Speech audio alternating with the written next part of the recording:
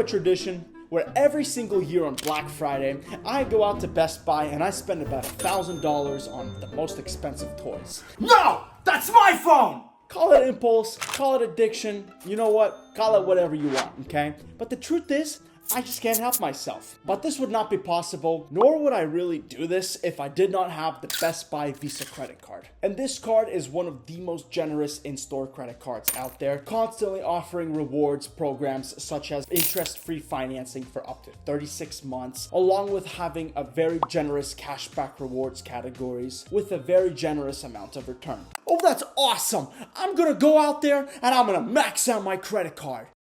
Not so fast, because there are some silver linings with this credit card, and in today's video we're going to discuss what those are and what you can do to avoid the pitfalls of this credit card. But please make sure to trap that finger over to that like and subscribe button down below if you're new, and at the very end of this video I'm going to reveal to you the very best strategy when it comes to using this credit card and where it ranks overall of all the store credit cards. So essentially there are two cards that you can get at Best Buy, and these are the My Best Buy store card and the My Best Buy Visa credit card. Both have no annual fees and both have the same two foundational benefits, while the Best Buy credit card just offers a little bit something extra in the cashback incentives program for those people that have a very long wish list at Best Buy. The first benefit offered for both is interest-free 12-month financing on all purchases that you make that is going to be $299 and up, 18-month finances on appliances more than $599, and 24-month finances on home theater, exercise equipment, and laptop purchases that you make. And just to reassure, upon approval of these credit cards, the financing options are completely interest-free as long as you make your payments on time and you pay off within that specified time frame. There are no early payment fees, so let's say that you finance a TV for 24 months and after 12 months you just want to throw some cash and get rid of it. You can do that and you don't have to worry about getting hit with an early payment penalty. And the other benefit for both is a 5% back in rewards expressed in points. So for every $100 that you spend, you're going to get a $5 reward certificate that you can redeem. But that's only in Best Buy. Now this is the first tier for both cards, and to apply for the My Best Buy store card, it is recommended to have a credit score of at least 640, while the My Best Buy Visa credit card is recommending you to have a credit score of at least 700 prior to applying for the credit card. But just know there are many factors that go into this. For example, it also depends on your income, what kind of connections you already have with the store. But this is basically generally just a good idea, a good foundational framework of what you want your credit score to look like when applying for this credit card. But the other tiers with the Best Buy Visa credit card, you get 3% cash back on all your gas purchases, 2% back on dining and grocery, and 1% back on everything else. And what's really cool about this credit card is that they continuously roll out exclusive offers specifically for this credit card aimed at just maximizing your cash back that then you can go redeem and spend more at Best Buy. For example, recently one thing that I saw on my statement was that once I spent $75 within like 30 days, they were actually going to throw in a $10 gift reward certificate that I can then take and go redeem at Best Buy. So within that month, I obviously probably spend more than $75 on groceries. All I did for the next couple purchases is use that credit card instead of any other credit cards that I would use, redeem that $10 reward certificate, and bam, I can now go use that reward in Best Buy. These do have an expiration date, however, so keep that in mind. Sometimes it ranges from 365 days, but it can be as low as 30 days. And there was really no loss with this because I was still gonna spend that money on groceries regardless. All I did was I just switched up the credit card that I used to redeem that cash back. It's a little confusing, but the most simple way to remember how this credit card works is just understanding that all your cashback incentives can only be used at Best Buy. You can't go get those cashback categories anywhere else, nor can you redeem them for actual cash. This is, after all, just an in-store credit card. I mean, this all sounds good, but why is the video even called The Dark Truth?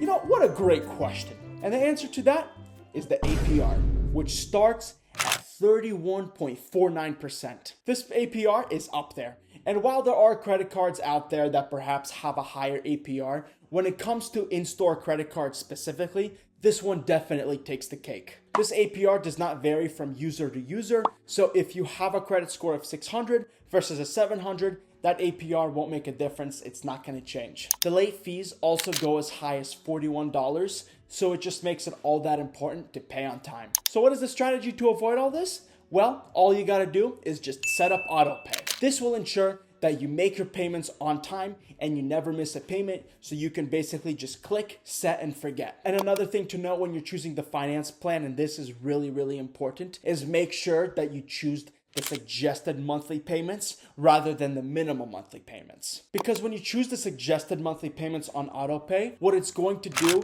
is deduct that exact specific amount that you need to pay off in full for the whole entire purchase that you made within that time frame. So if you finance the TV for 24 months at $1,000, it's going to break up that $1,000 evenly within 24 months on the suggested monthly payments. But on the minimum monthly payments, it's only going to take out $29 a month. So obviously $1,000 within 24 months, you're only actually going to end up paying about half of that off, accruing a bunch of interest on top of that, and you're still gonna owe about $500 more.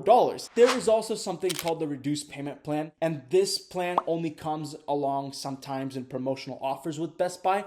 But what it's gonna do is when you purchase something, you're gonna choose a financing option for it, and you're gonna be paying 1/24% APR for that specific purchase within that time frame. So 1/24 of $1,000, that's probably you're going to end up paying like $50 in interest, which is honestly not that much, and it's a lot better than the latter. Now, one of my secret strategies is what I do is I wait for Black Friday to come around, because on top of these finance plans, they're going to have some of the best deals available on MacBooks, TVs, probably the whole entire store. For example, one of the purchases that I made a few years back is I bought a MacBook for $800, where it was actually valued at retail at the time of about $1,300. So on top of the $500 that I was saving there, what I did is I selected a payment plan for 24 months, interest-free, and I basically just ended up paying like $49 a month every single month for the next 24 months. I still have that MacBook to this day. I use it, and it was just a really great and flexible option for me to be able to purchase that MacBook.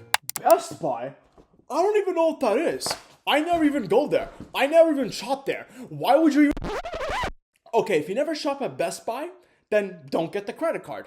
It is, after all, the My Best Buy credit card. You can certainly get a lot more out of other in-store credit cards. Like, for instance, if you're shopping mostly at Amazon, then probably the best credit card for you would be the Amazon credit card, because it's going to offer incentives and cashback categories specifically aimed at Amazon rather than Best Buy. And the same thing follows for Best Buy. If you have a wish list at Best Buy, or if you shop at Best Buy continuously, maybe even like once a year, then definitely this card is worth checking out for you. However, for somebody that is also looking to inch up credit card points as fast as possible, financing at Best Buy may not be the best route to go. In case you didn't know, your credit score is made up by a series of 5 different factors, and I made a video about it, and the link is in the description down below to it. But essentially, out of those 5 factors, one of the most important factors is your credit utilization. And all that's asking is how much of your available credit limit are you actually using? For example, if your total credit limit combined on all credit cards is $15,000,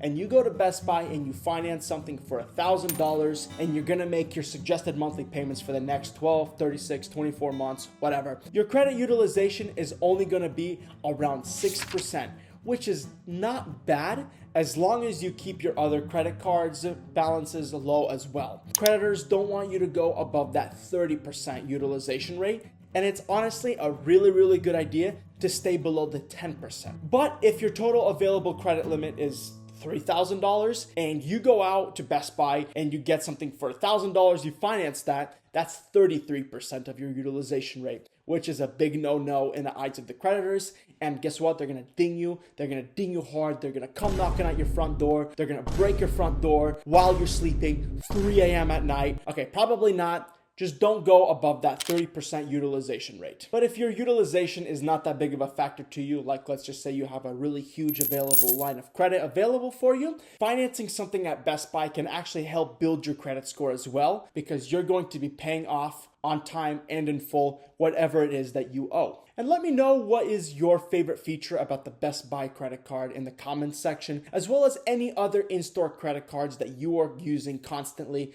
and ones that you have found to be great value to you. But you know what you can't buy at Best Buy? The secret credit card and travel hacks that I have. So please be sure to subscribe down below to see more personal finance and credit card content in the future.